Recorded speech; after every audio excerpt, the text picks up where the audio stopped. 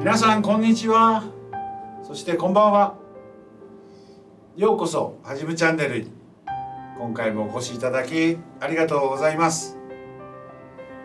今回ははじむチャンネルボリューム8。今日は6月の1日ですね。梅雨の真っ只中ですね。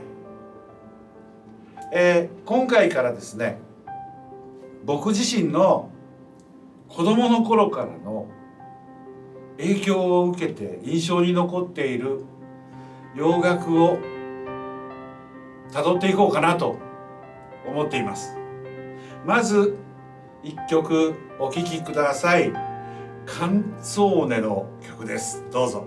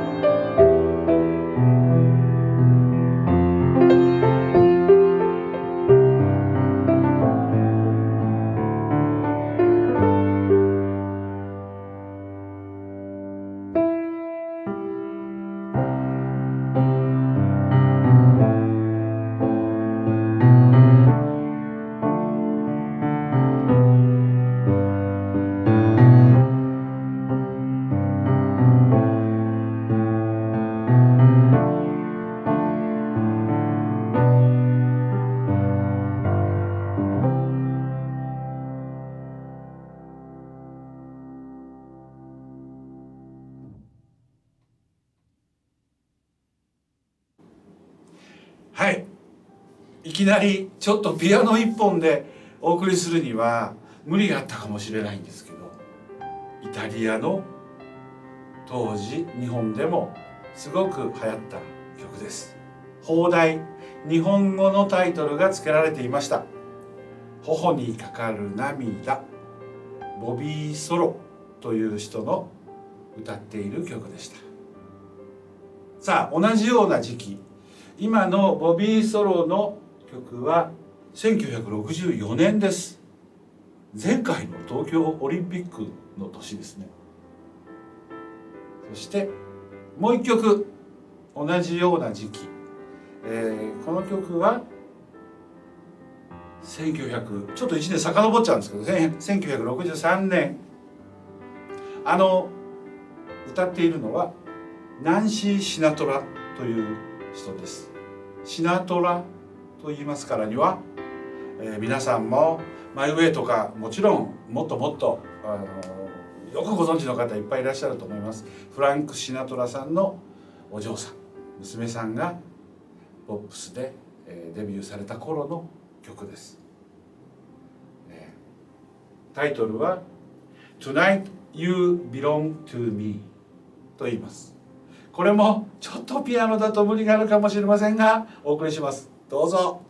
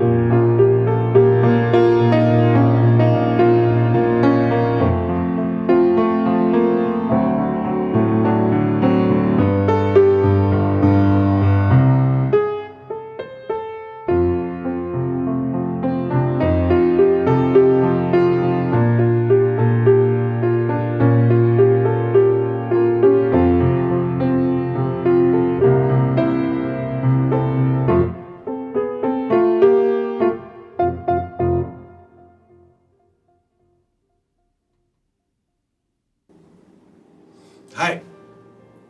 聴いていただきましたナンシー・シナトラさんの、当時まだねご本人も若かったんだろうと思います。1963年の曲でしたか。これも当時邦題日本語の曲名がついています。いちごの片思い。なんでそうなったのかなって、多分ね歌詞の意味からしてもいちごなんて出てきてないと思うんですけど、彼女のこの1枚前のヒットした曲があります。それの邦題がですね「レモンのキッス」っていう邦題がついてたんですよ。多分だから日本でタイトルをつけるのを考えられた方がなんとなく果物シリーズでつけられたのかなと勝手に想像しています。さて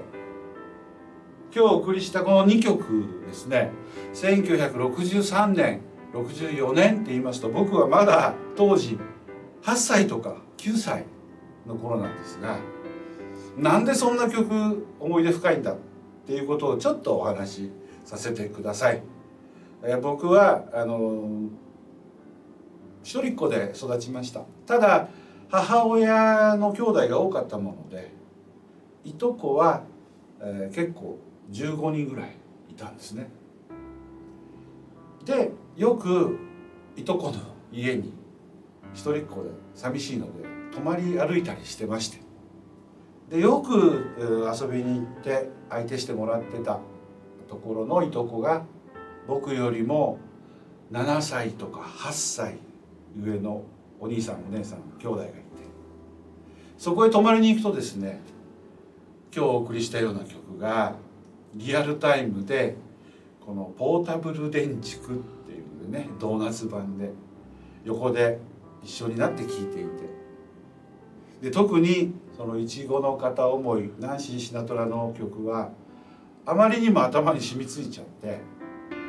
そのいとこの家から帰ってきてですね、自分の家で寝てるんだけど、子供心に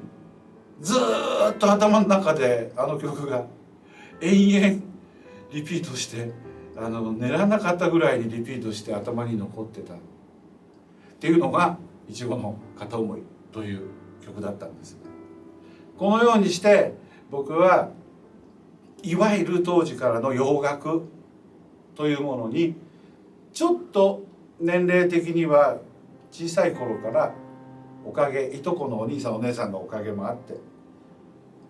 ちょっとおませに触れていくことができたわけです。でしばらくですね、これで僕がバイオグラフィーではバンドで20歳の頃にデビューするというところからがホームページとかでのバイオグラフィーなんですが、その20歳までを飛び飛びに印象に残って僕の頭に残ってきた曲をたどって、その時のエピソードっていうほどでもないですけど聞いていただきながらしばらく会を進めていこうかなと企んでいます。なので第1回目ボリューム8が僕の歴史の第1回目ですけど、聴いていただく曲今日はごめんなさい2曲だけだったんで、はい、また次回からどんどん年齢を上げて印象に残っている曲をピアノだけで聴いていただこうと思ってます。はい、さて楽曲の説明の話はこれぐらいにしてですね、今日はもう少しおしゃべり聞いてください。付き合ってください。一度だけいただいてるコメントのことでお返事をここで話させていただいた回があったんですが、またちょっとコメントでお答えした方がいいかなと思うコメントがあったりしたので、今日ちょっと説明をさせていただこうかなと思いました。何回か前に僕のソロアルバム「モノ」というアルバムの第1回目「オギオディオラ」、それから「エツコズソング」、この辺の曲をお送りして、これはまた遡ってアーカイブを見ていただければ聞いていただけるんですが、そこの時のコメントでですね、サウンドトラック、映画のサウンドトラックになった曲なんですよなんて言ってたら、サウンドトラックのクレジットを見てくださった方がいました。サウンドトラックの CD ではクレジットは実は武田一という名前はそこの音楽のところには出てこないんですね。一緒に音楽を、その映画の音楽を作ったリーチェ・イ・サンウン、韓国の女性アーティストですね。リーチェ with ペンギンズっていうユニット名になっています。リーチェ with ペンギンズと言いましても、実態は実はリーチェ本人と僕だけですので、僕がペンギンズかってことになるんですけど、そのコメントのご質問にお答えします。ペンギンズという名前の由来は、何なんでしょうというお話でした。はい、お答えします。その映画音楽を当時一緒にいつも楽曲を作ったりデモテープを作ったりしていた、事務所のスタジオに実はですね、こういうものが飾ってあったんです。見えます？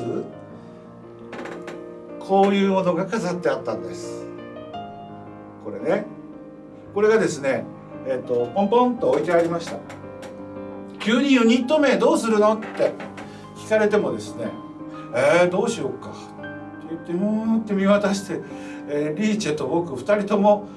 これに目が止まったんです。あ、ペンギンズでいいじゃんというのが由来のお答えでした。はい、まあそういうふうにして名前って決まっていくもんかなと思いますが、はい、その同じ方にはですね、1回目2回目3回目ボリューム123で、僕の YouTube の映像を手伝っていただいた、バンドのメンバーでちょこっと僕は、はじめちゃんバンドなんていうんじゃなくて、なんか名前があったらコメント欄ででもって言ったら本当にねありがとうございます。真剣に考えていただいてフォースという単語を元にしたような名前を